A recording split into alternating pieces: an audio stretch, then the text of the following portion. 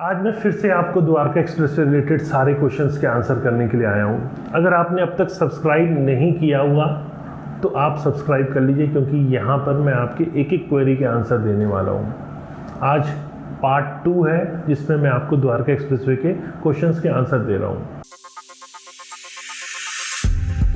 नमस्कार, मैं हूं Pradeep Mishra. The property Mishra show में आपका स्वागत है। यहाँ हम आपको प्रॉपर्टी और प्रॉपर्टी मार्केट की हकीकत बताते हैं। नो बकवास, डायरेक्ट काम की बात। चलिए शुरू करते हैं। जो आपकी क्वेरी एक आई मेरे पास कि आखिर कौन कौन सी ऐसी मेजर कनेक्टिविटी है जो द्वारका एक्सप्रेसवे को मिल रही है, तो मैं आपकी जानकारी के लिए बता दूं, NH8 जिसे अब NH48 कहा जाता है, दिल्ली जयपुर हाईवे, इससे भी कनेक्टिविटी मिल रही है। ग्लोबल सिटी और विजन सिटी, ये एक लैंडमार्क प्रोजेक्ट है द्वारका एक्सप्रेसवे के, इसको भी एक्सप्रेसवे से कनेक्टिविटी मिली हुई है। पटौदी रोड और साथ में गुड़गांव पटौदी रेवाड़ी नेशनल हाईवे, इससे भी कनेक्टिविटी मिली हुई है। और फिर सोना का एलिवेटेड रोड SPR और गोल्फ कोर्स रोड होते हुए द्वारका एक्सप्रेसवे को कनेक्ट कर रहा है। तो यहाँ पे आपको सोना रोड, SPR और गोल्फ कोर्स रोड से भी कनेक्टिविटी मिल रही है। यहाँ पे आपको दिल्ली मुंबई एक्सप्रेसवे की भी कनेक्टिविटी मिल रही है। और फिर हीरो होंडा चौक होते हुए उमंग भारद्वाज चौक, जो कि सीधा सेक्टर 102, 104 के पास आके मिलता है, वहाँ से भी इसको कनेक्टिविटी मिल रही है। इसको कनेक्टिविटी अपर द्वारका एक्सप्रेसवे से मिली हुई है और इसको ओल्ड गुड़गांव से भी कनेक्टिविटी मिल रही है धनवापुर होते हुए, तो ये भी एक अलग से कनेक्टिविटी है। और फिर इसे गुड़गांव रेलवे स्टेशन, इसको आप दौलताबाद फ्लाईओवर से जा सकते हैं, वहाँ से भी इसकी कनेक्टिविटी है। बजगेड़ा अंडरपास से होते हुए पालम विहार से भी, मतलब कृष्णा चौक के पास जो कनेक्टिविटी मिलती है, वो भी कनेक्टिविटी द्वारका एक्सप्रेसवे के पास है। और फिर ओल्ड गुड़गांव के लिए सेक्टर 22-23 जो गुड़गांव के सेक्टर है, उसके थ्रू होते हुए भी आप ओल्ड गुड़गांव से भी कनेक्ट हो सकते हैं। यहाँ दिल्ली से कनेक्टिविटी आपको सेक्टर 108 धर्मपुर होते हुए भी मिल रही है। सेक्टर 108 से हम टुवर्ड्स द्वारका की तरफ चाहते हैं तो वहाँ पर भी आपका दिल्ली शुरू हो जाता है। तो दिल्ली से कनेक्टिविटी कई तरफ से इसको मिल रही है। और फिर IICC द्वारका के अंदर जो है वो भी द्वारका एक्सप्रेसवे के ऊपर है, इसकी भी कनेक्टिविटी यहाँ पर है। और वहीं पर UER2 और KMP से कनेक्टिविटी, UER2 की कनेक्टिविटी आप सब जानते हैं, शिव मूर्ति से होता हुआ UER2 निकल रहा है, उससे कनेक्टिविटी मिल रही है। और KMP के लिए धनकोट से आप राइट की तरफ जाते हैं झज्जर की तरफ, तो वो आके KMP को कनेक्ट करता है। तो यहाँ पर धनकोट होते हुए झज्जर जो रोड जा रही है, उससे आपको KMP की भी कनेक्टिविटी मिलती है। तो बहुत सारी कनेक्टिविटी है द्वारका एक्सप्रेसवे के लिए, आप परेशान मत होइए। Connectivity wise Dwarka expressway best area है। यहाँ पर UER2 के थ्रू बहादुरगढ़ और सोनीपत, इसके 2 स्पर निकल रहे हैं UER2 से, उससे भी कनेक्टिविटी आपको द्वारका एक्सप्रेसवे से मिलती है। मतलब आप द्वारका एक्सप्रेसवे से UER2 लेते हुए बहादुरगढ़ या फिर सोनीपत के लिए एक UER2 से स्पर निकल रहा है, वहाँ तक आप कनेक्ट हो सकते हैं। अंडरपास टनल है जो कि अभी सैंक्शन रिसेंटली हुई है, ये कनेक्टिविटी सीधा नेल्सन मंडेला मार्ग मतलब वसंत कुंज तक की कनेक्टिविटी आने वाले 4 साल में फ्यूचर में आपको यहाँ पर भी मिलेगी। पैकेज 1 जो कि शिव मूर्ति के पास है, वहाँ से टनल के थ्रू आपको एयरपोर्ट की कनेक्टिविटी मिल रही है। और फर्दर फ्यूचर में पैकेज 5 जो बनना है, क्योंकि जिस हिसाब से गवर्नमेंट इंफ्रास्ट्रक्चर डेवलप कर रही है उस हिसाब से पैकेज 5 का भी बनना तय है। अभी ज़रूर वो प्रोजेक्ट होल्ड के ऊपर है। और पैकेज 5 की कनेक्टिविटी सीधा इंदिरा गांधी इंटरनेशनल एयरपोर्ट से फर्दर फ्यूचर में होगी। तो ऑलरेडी ये पैकेज प्लान्ड है, फर्दर फ्यूचर में आपको T3 से भी डायरेक्ट कनेक्टिविटी, मतलब उसके लिए टनल के थ्रू शिव मूर्ति होते हुए और घूम के आने की आपको फर्दर फ्यूचर में ज़रूरत नहीं पड़ने वाली है। फिर एक क्वेश्चन मेरे पास आया कि पानी गुड़गांव में पूरा भर गया तो द्वारका एक्सप्रेसवे पे क्या स्टेटस था। मैं आपकी जानकारी के लिए बता दूं, NHAI ने जो रोड बनाई है नेक्स्ट 50 ईयर के प्लान को देखते हुए बनाई है। तो यहाँ पर ड्रेनेज की कोई इशू नहीं है फिलहाल। तो यहाँ कहीं पर भी द्वारका एक्सप्रेसवे पे आपको पानी भरा हुआ नहीं दिखा है। वो बात और है कि सेक्टर के ड्रेनेज स्टेट गवर्नमेंट बनाती है, तो स्टेट गवर्नमेंट द्वारा जो इंटरनल कनेक्टिविटी है कहीं कहीं पे अभी होनी बाकी है, तो वो छोटे मोटे इश्यूज मिल सकते हैं। लेकिन द्वारका एक्सप्रेसवे पे ड्रेनेज का कहीं कोई इशू मुझे नहीं दिखा, कहीं जल भराव नहीं हुआ, वाटर लॉगिंग जैसा कोई भी इशू द्वारका एक्सप्रेसवे पे देखने को नहीं मिला। फिर एक क्वेश्चन आया मेरे पास कि द्वारका एक्सप्रेसवे की एक्चुअल विड्थ क्या है। मैं आपकी जानकारी के लिए बता दूं, ये रोड जो है द्वारका एक्सप्रेसवे 150 मीटर की है, जिसमें NHAI के पास 90 मीटर है। जो अभी आप रोड बना हुआ देख रहे हैं ये 90 मीटर के ऊपर ही बना हुआ है। जो बैलेंस एरिया 30-30 मीटर दोनों साइड है, वहाँ पे सर्विस रोड, ग्रीन बेल्ट और यूटिलिटी जो एरिया की जो पाइपलाइन वगैरह होती हैं वो सब उस एरिया के अंदर डलेंगी। फिर एक क्वेश्चन मेरे पास आया कि यहाँ पर द्वारका एक्सप्रेस वे 210 मीटर की होनी चाहिए, जो अखबारों में 210 मीटर आता था पहले, उसका क्या हुआ? तो मैं आपकी जानकारी के लिए बता दूं, द्वारका एक्सप्रेस वे पहले इनिशियल स्टेज पे 210 मीटर का ही था। लैंड एक्विजिशन इश्यूज होने के कारण इसको 150 मीटर कर दिया गया, लेकिन डेवलपर के प्रोजेक्ट के जो लाइसेंसेस इशू हुए हैं वो 210 मीटर पर ही हुए हैं।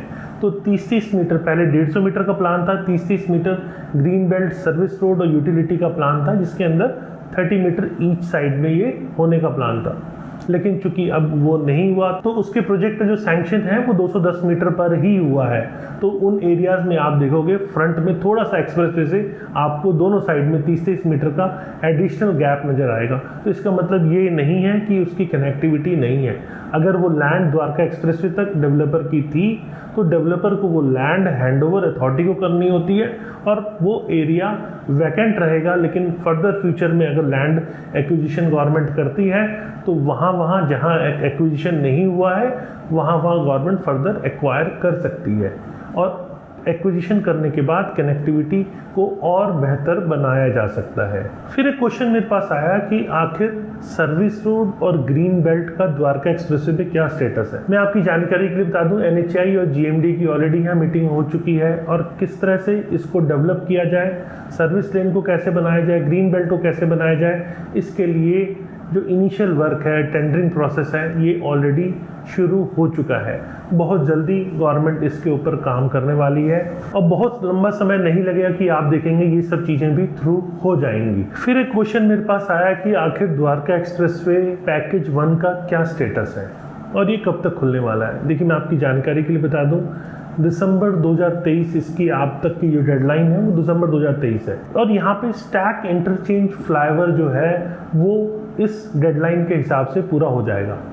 मतलब शिव मूर्ति के पास में जो बहुत बड़ा जंक्शन बन रहा है वो स्टैक इंटरचेंज फ्लाईओवर हो रहा है। इसके अंदर सरफेस रोड भी होगी, यहाँ फ्लाईओवर भी होगा और यहाँ टनल भी होने वाला है। तो आम आदमी के लिए थोड़ा सा कॉम्प्लिकेटेड होगा, लेकिन धीरे धीरे आप लोग यूज टू हो जाते हैं। आप लोगों को पता होता है कि यहाँ राइट लेना है तो कहाँ जाना है, लेफ्ट लेना है कहाँ जाना है, और साइन बोर्ड्स ऑलरेडी मेंशन होते हैं। तो इंडिया का ये बहुत बड़ा स्टैक इंटरचेंज फ्लाईओवर शिव मूर्ति NH48 पे बनने जा रहा है। तो ये एक्सपेक्टेड है कि दिसंबर 2023 तक ये कंप्लीट हो जाएगा। फिर एक क्वेश्चन आया है मेरे पास कि मैं क्वेश्चंस जो जनरली एक टाइप के क्वेश्चंस को मैं साथ ले रहा हूँ मैं, तो एक क्वेश्चन ये भी आया है मेरे पास, द्वारका एक्सप्रेसवे पैकेज 1 क्या पूरी तरह ऑपरेशनल हो जाएगा। तो मैं आपकी जानकारी के लिए बता दूं, स्टैक इंटरचेंज फ्लाईओवर ज़रूर ओपन हो जाएगा, लेकिन जो एयरपोर्ट की कनेक्टिविटी है उसमें और फर्दर 4 से 6 महीने लग सकते हैं, क्योंकि वहाँ पर भी टनल के थ्रू कनेक्टिविटी दी जा रही है। और चूंकि एयरपोर्ट का इशू है, यहाँ कंस्ट्रक्शन के लिए अथॉरिटीज़ को बहुत ज़्यादा टाइम नहीं दिया जाता, 3 से 4 घंटे ही पूरे 24 घंटे के अंदर मिलते हैं। तो इसके अंदर बहुत स्पीडली काम किया जाता है। तो अभी भी पूरी तरह से काम फाइनल स्टेज पे नहीं आया है। तो एक्सपेक्टेड है कि और फर्दर दिसंबर जैसे 2023 मैंने बताया, तो फर्दर 4 से 6 महीने और लगेंगे एयरपोर्ट की कनेक्टिविटी के लिए। लेकिन हाँ, आप बेफिक्र रहें, वहाँ पे भी काम बहुत तेज़ी से चल रहा है। एक क्वेश्चन मेरे पास पैकेज 1 का आया, तो पैकेज 2 का भी आना लाजमी था। पैकेज 2 का एक क्वेश्चन यह आया कि पैकेज 2 आखिर कब तक ऑपरेशनल हो जाएगा। मैं आपकी जानकारी के लिए बता दूं, एक्सपेक्टेड है पैकेज 2 2023 अक्टूबर के आसपास शुरू हो जाएगा। लेकिन आपकी जानकारी के लिए बता दूं, ये कुछ पार्ट ही शुरू होगा, ये पूरी तरह नहीं खुल रहा है, क्योंकि सेक्टर 22-23 की कनेक्टिविटी उस पर वर्क अभी चल रहा है, वहाँ थोड़ा सा टाइम और लग सकता है। इसी से रिलेटेड क्वेश्चन एक और आया है मेरे पास कि आखिर दिल्ली से कनेक्टिविटी कब मिलेगी पैकेज 2 को। तो मैं आपकी जानकारी के लिए बता दूं, पैकेज 2 खुल जाएगा, लेकिन फाइनल ये दिसंबर 2023 तक ही वो खुल पाएगा, क्योंकि यहाँ पर अभी दिल्ली हरियाणा बॉर्डर के ऊपर टोल प्लाजा बनना बाकी है। तो यहाँ जब टोल प्लाजा रेडी होगा तभी यहाँ पे पैकेज 2 और पैकेज 3 की कनेक्टिविटी खुल पाएगी। तो इसीलिए अभी कुछ पार्ट्स, जैसे मैंने पिछले क्वेश्चन में बताया कि कुछ पार्ट्स हैं जो पैकेज 2 के खुल जाएंगे, लेकिन पूरी तरह फंक्शनल वो दिसंबर एंड 2023 के आसपास ही हो पाएगा। तो उसी आसपास पैकेज 2 और पैकेज 3 के बीच में टोल प्लाज़ा भी डेवलप हो जाएगा और तब ही ये ऑपरेशनल हो पाएगा, दिल्ली से कनेक्टिविटी आपको मिल पाएगी। तो यहाँ पे आपको ये मैं और क्लियर कर दूँ कि पैकेज 3 हरियाणा का पार्ट है, पैकेज 2 दिल्ली का पार्ट है। पैकेज 3 को पैकेज 2 से जो कनेक्ट किया जाएगा वो टोल प्लाज़ा रेडी होने के बाद ही किया जाएगा, उससे पहले ही कनेक्ट होता मुझे नहीं दिख रहा है और एक्सपेक्टेड है दिसंबर 2023 के आसपास ये कनेक्ट हो सकता है। एक क्वेश्चन मेरे पास ये भी आया कि 15 जून 2023 इसकी डेडलाइन थी, उसमें लॉन्च होने वाला था, आखिर क्या हुआ उसका? तो मैं आपको बता दूं कि जून 15 2023 जो डेडलाइन आपको अखबारों में दिख रही थी वो कहीं हद तक प्रैक्टिकल नहीं थी। मैंने आपको ऑलरेडी वीडियो में ये सारी चीज़ें एक्सप्लेन की थी क्या क्या हर्डल्स हैं, और जब तक ये हर्डल्स रिमूव होते नहीं दिख रहे तब तक एक्सप्रेसवे का खुलना थोड़ा सा टफ है। लेकिन सभी अखबारों ने कहा था, तो मैंने आप तो खुलेगा या नहीं खुलेगा इसका भी वीडियो आपको बना के मैंने बताया था। अगर आपने नहीं देखा तो लिंक दे रहा हूँ, आप उसको ज़रूर देखिएगा। एक क्वेश्चन मेरे पास ये भी आया कि स्टेटस क्या है टोल प्लाज़ा का, मतलब जो बॉर्डर के ऊपर टोल लगना है उसका स्टेटस एक्चुअल में क्या है और कब तक वो लगेगा। मैं आपकी जानकारी के लिए बता दूं, द्वारका एक्सप्रेसवे के ऊपर जो टोल लगने वाला है वो इसके फुल्ली ऑपरेशनल होने के बाद ही लगेगा। जब तक पूरा ऑपरेशनल नहीं होगा तब तक इस पर टोल नहीं लगने वाला है। तो आप बेफिक्र रहिए, तब तक आप फ्री एंट्री एग्जिट और उसके ऊपर ड्राइव इंजॉय कर सकते हैं, आप अपना समय बचा सकते हैं। लेकिन हाँ, फर्दर फ्यूचर में इसके ऊपर टोल लगेगा, ये आपकी जानकारी के लिए बता दूं। यहाँ पर टोल कौन सा लगेगा, क्योंकि गवर्नमेंट ऑलरेडी इस पे वर्क अभी भी कर रही है, अभी भी ये फाइनल नहीं हो पाया, क्योंकि satellite tolling, GPS based tolling या फिर कन्वेंशनल टोल गेट सिस्टम, ये अभी भी थोड़ा क्लैरिटी की ज़रूरत है, क्योंकि अब टेक्नोलॉजी एडवांस हो गई है। पॉसिबिलिटी है कि यहाँ नई टेक्नोलॉजी के साथ आया जाए, क्योंकि पॉइंट टू पॉइंट एक्सेस जो होता है वो ऑलरेडी कंट्रोल वे में कैमरेज के थ्रू मैनेज किए जा सकते हैं। तो ये पॉसिबिलिटी है कि इसके अंदर टोल जो बने वो पॉइंट टू पॉइंट सिस्टम हो, जहाँ से आप चढ़े और जहाँ से आप निकले इसके बीच की दूरी का ही आपको टोल देना पड़े। पर अभी तक ये क्लैरिटी नहीं आई, जैसी क्लैरिटी आएगी तो ये भी मैं पूरा आने वाले टाइम में आपको एक एक चीज़ से अपडेट करूंगा। फिर एक क्वेश्चन आया है कि आखिर सेक्टर 106 के एडवांटेजेस और डिसएडवांटेजेस क्या हैं, हम लोग यहाँ इन्वेस्टमेंट करना चाहते हैं। तो मैं आपको बता दूं कि सेक्टर 106 अच्छा सेक्टर है, वेल कनेक्टेड है, चारों तरफ से इसको कनेक्टिविटी मिल रही है। सेक्टर रोड 106 109 का डिवाइडर, एक तरफ 75 मीटर की रोड, एक तरफ 103 और 106 की सेक्टर रोड और एक तरफ द्वारका एक्सप्रेसवे। तो कनेक्टिविटी वाइज सेक्टर 106 बहुत अच्छा है। यहाँ पे एक इशू है ड्रेनेज का, तो यहाँ पर ड्रेन तो है, कवर तो की हुई है, लेकिन थोड़ा स्मेल का इश्यूज़ है, कुछ कुछ एरियाज़ में यहाँ स्मेल आती है। और यहाँ पे एक एसटीपी का प्लांट भी है। तो ओवरऑल सेक्टर अच्छा है, लेकिन कुछ इश्यूज़ छोटे मोटे हैं यहाँ पर।